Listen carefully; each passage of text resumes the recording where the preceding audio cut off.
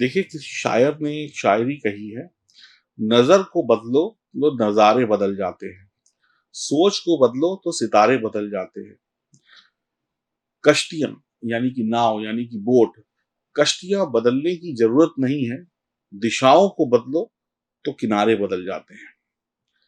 यानी कि इस दुनिया में सब कुछ संभव है, बस आपका नज़रिया सही होना चाहिए, तभी आपको सब कुछ मिलेगा।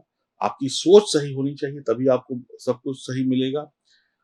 आपको एक ही काम को बदलने की ज़रूरत नहीं, जो कर रहे हैं उसी को करते रहिए। बस अपने तरीकों को बदल लीजिए, अपनी जो बुरी हैबिट्स हैं उनको सुधार लीजिए, आपको सफलता मिल जाएगी। इस दुनिया में इंसान क्यों फेल होता है? इस दुनिया में इंसान इसलिए फेल होता है क्योंकि वो जो कर रहा होता है ना, उस काम में जो गलतियाँ होती हैं उस पर वो पुनः विचार नहीं करता। अगर काम करने से पहले एक बार पुनः विचार कर लिया जाए और अपने काम की गलतियों को निकाल लिया जाए, तो फिर गलतियाँ ही खत्म हो जाती हैं। फिर जब गलतियाँ ही नहीं, तो फिर सफलता तो मिलेगी। मेरा नाम है एस्ट्रोलॉजर सचिन पंडित और मैं आपके लिए लेकर आया हूँ 2 शुभ दिन। इन 2 शुभ दिनों में आपके साथ बहुत कुछ अच्छा हो सकता है। आपके जीवन में कुछ ना कुछ अच्छा हो सकता है, और कुछ हो या ना हो, पैसा मिले या ना मिले, मैं इतना ज़रूर जानता हूँ, इन 2 दिनों में आपकी मुस्कुराहट आपके चेहरे पर ज़रूर आ जाएगी। और जब मुस्कुराहट आ रही है तो इसका मतलब कुछ ना कुछ खुशखबरी तो आपको मिलने ही वाली है। 2 ग्रहों का योग गजकेसरी योग बना रहा है, गुरु और चंद्र का योग। गजकेसरी योग एक शुभ योग है। अब ये योग जो होता है, अगर आपकी जन्म कुंडली में भी है, गोचर में भी है, तो आपके लिए बहुत अच्छे परिणाम हैं। और आपकी जन्म कुंडली में सितारे मजबूत हैं, दशा महादशा अच्छी चल रही है और आप कर्म भी सही करते हैं, तो इन 2 दिनों में मौज ज़रूर आएगी, मौज-मस्ती करेंगे यानी सफलता मिलेगी। गजकेसरी योग का मतलब है शेर पर बैठा हुआ हाथी। शेर पर बैठा हुआ हाथी होता है ना, वैसा आपको राजयोग मिलने वाला है। तो आपको क्या मिलेगा, क्या नहीं मिलेगा, ये आपकी मेहनत पर और आपकी जन्म कुंडली पर तय होगा। देखिए, मैं आपको फिर एक बार बता देता हूँ, आप लोग जितने भी लोग मेरी वीडियो देखते हैं, आप लोग बाद में कहते हैं, आप अच्छा बोलते हो, मिलता कुछ नहीं है, तो मैं आपको जल्दी से समझा देता हूँ, समझ जाइए। ये जो हाथ है, इस जो मेरा हाथ देख रहे हैं, ये आपकी जन्म कुंडली है, जिस सन में आप पैदा हुए। और ये जो हाथ है, ये क्या है? 2024 है, ठीक है जी? अब 2024 जब आपकी जन्म कुंडली से मिलेगा, यानी ये गोचर कुंडली और ये जन्म कुंडली, ये जन्म कुंडली और गोचर कुंडली जब आपस में मिल जाएगी, तो आपका राजयोग शुरू हो जाएगा। आपके लिए सब कुछ अच्छा हो जाएगा, यानी यहाँ भी सितारे मजबूत, यहाँ भी सितारे मजबूत, तो दोनों हाथ से ताली बजेगी बहुत तेज, ठीक है ना? अब इसमें से अगर ये ऐसे-ऐसे हो गया, एक इधर चला गया, एक इधर चला गया, तो फिर मैच नहीं करेगा, यानी आपको सफलता नहीं मिलेगी। आप सफलता से दूर हो जाएँगे। देखिए, दूर हो गए ना इधर-उधर, इनको मिलना जरूरी है। तो ये इनका मिलन ही सफलता है। कहते 2 लोग मिलते हैं तो ही सफलता होती है ना? शिव-पार्वती मिले, सीता-राम मिले, तभी तो परिवार आगे चला। ऐसे ही जन्म कुंडली और गोचर कुंडली जब मिलेगी, तभी आपके जीवन में सफलता आएगी। इसीलिए मैं बार-बार कहता हूँ कि जन्म कुंडली की जाँच ज़रूर कराइए। अब जानते हैं इन 2 दिनों में आपको क्या मिलने वाला है गुरु चंद्र के योग से। और चैनल पर नए हैं तो सब्सक्राइब कर लीजिए, पुराने हैं तो बहुत-बहुत स्वागत। ध्यान से देखिए आप इस कुंडली को, ये है आपकी गोचर कुंडली और देवगुरु बृहस्पति जो है 12वें घर में बैठे हुए हैं और उसके साथ में चंद्रमा भी बैठ गया, तो गजकेसरी योग बन गया, या आप कह लें गुरु चंद्र योग बन गया। अब 12वां घर जो है वो खर्चों का है, परेशानियों का है, मोक्ष का है। वैसे 12वें घर को आप लोग घबराते हैं कि ये परेशानियों का है, ये मुक्ति का घर है। यानी कि हमारे जीवन में जो कष्ट है, जो परेशानी है, उससे मुक्ति दिलाने का घर है। तो कहीं न कहीं देवगुरु बृहस्पति जो है, मोक्ष के कारक ग्रह हैं, तो आपको परेशानियों से यहाँ पर मुक्ति भी दिलाएँगे। तो बहुत ज़्यादा बुरा नहीं है। और चंद्रमा गुरु के साथ में है, तो गजकेसरी योग या गुरु चंद्र योग भी बन गया। तो 12वें घर में जब चंद्र गुरु की युति होगी, तो आपके पास काम करने का एक अच्छा वातावरण होगा। देखिए, बहुत ध्यान से समझेंगे तो आपको समझ में आएगा। आपके पास काम करने का एक वातावरण होगा, आपका जीवन जो है वैभवशाली होगा, यानी वैभव का मतलब है आपकी वाह-वाह होगी हर एक काम में, पर आपके खर्चे बढ़े हुए होंगे। आप जितना बचाना चाहते हैं शायद उतना बचा ना पाएँ। अब आपका काम अच्छा चल रहा है, आपकी तारीफ हो रही है, लेकिन जेब खाली हो रही है, जिसकी वजह से आप थोड़े-से परेशान हो जाएँगे। अब ये खर्चे जो हैं, ये आपके पर्सनल भी हो सकते हैं, पारिवारिक भी हो सकते हैं। अब ज़रूरी नहीं है कि बुरे कामों में खर्चा हो। अब हो सकता है शादी-ब्याह में खर्चा हो जाए, किसी शुभ काम में खर्चा हो जाए, कोई प्रॉपर्टी में खर्चा हो जाए, कोई मोटरसाइकिल, कार लेने में खर्चा हो जाए, तो बुरा नहीं है, ये अच्छा है। लेकिन भई अब जेब खाली हो रही होगी। इस समय में कई मौके आपके पास आएँगे, सफलता पाने की नौकरी में, व्यापार में, लेकिन आप उन मौकों को खो देंगे, ये बुरा होगा। लापरवाही की वजह से आपके हाथ से वो मौके निकल जाएँगे, आप और अमीर बन सकते थे लेकिन नहीं बन पाएँगे, यानी कि फिर पैसे का नुकसान। ये 12वां घर है, ये धर्म से जोड़ेगा और जो भोग वाली चीज़ें ना पैसा-वैसा, उनसे आपको दूर रखेगा इन 2 दिनों में।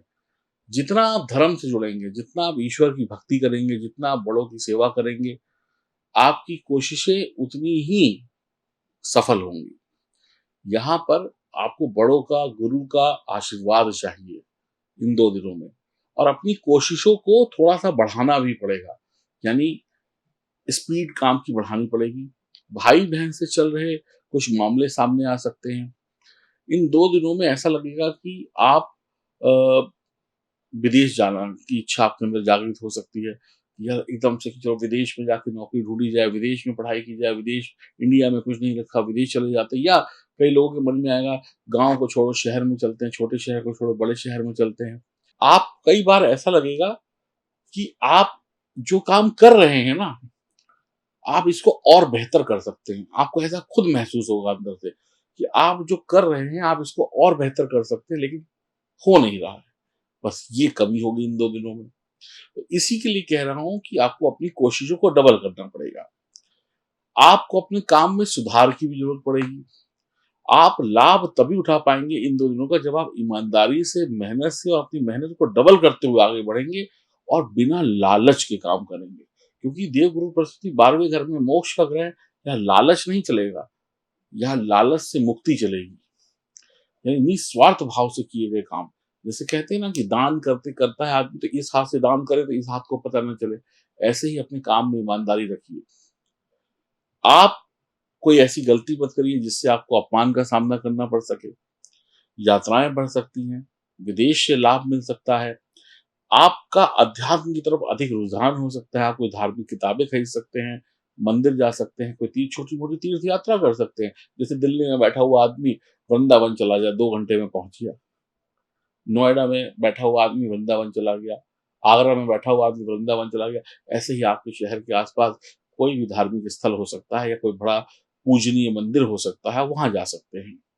ईश्वर की भक्ति करने के बाद आप पता क्या पाएँगे इन 2 दिनों में, जैसे अंधेरे में ईश्वर की भक्ति मशाल बन गई है, जैसे अंधेरे में ईश्वर की भक्ति टॉर्च बन गई है और जब ये जो ईश्वर की भक्ति है ना, यही आपको इन 2 दिनों में रोशनी दिखा देगी आगे बढ़ने की।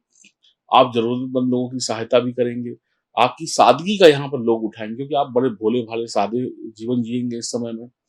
तो थोड़ा सावधान रखिए कोई बेवकूफ़ ना बनाए आपको। आप एक अच्छे आचरण का पालन करते हुए सभी धर्मों का, सभी मानव और पशु-पक्षी और प्रकृति का सम्मान करते हुए आगे बढ़िए, बहुत खुश रहेंगे इन 2 दिनों में। धनवान बनेंगे, ज़रूर बनेंगे। अगर आप मेरी बात को मानेंगे जो मैंने बोला, ज़रूर बनेंगे धनवान और धनवान भी कैसे? पूजनीय धनवान बनेंगे, लोग आपको हाथ भी जोड़ेंगे, सर भी झुकाएँगे आपके सामने और धन तो होगा ही होगा। बुराई का जवाब अगर आप भलाई से देंगे इन 2 दिनों में तो बहुत अच्छा है। विवाह, धर्म, दान पर खर्चा संभव है। अपनी पिछली ज़िंदगी को भूल जाइए, नई ज़िंदगी में आगे बढ़िए।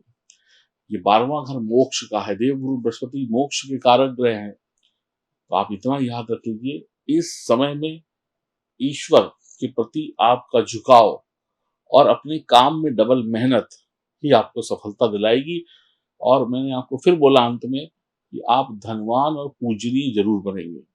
12वां घर जो है वो एक्सपेंड करने का भी है, यानी चीज़ों को बढ़ाने का भी है। तो हो सकता है कि आपका पैसा एक दुकान से दूसरी दुकान को खरीदने का हो या अपनी ही दुकान को बड़ा करने का हो या अपनी दुकान में बड़ा माल भरने का हो, नए ऑर्डर्स लेकर आने का हो, है ना? अपने घर में कोई हो सकता है आप नए पर्दे लगा लें, नया सोफ़ा ले आएँ, नया टीवी ले आएँ, इन पर भी खर्चा हो सकता है या इस समय में हो सकता है आप कोई भागवत पुराण, कथा वगैरह सुनने चले जाएँ, अपने घर में ही रख लें या कहीं कोई दान पुण्य कर दें।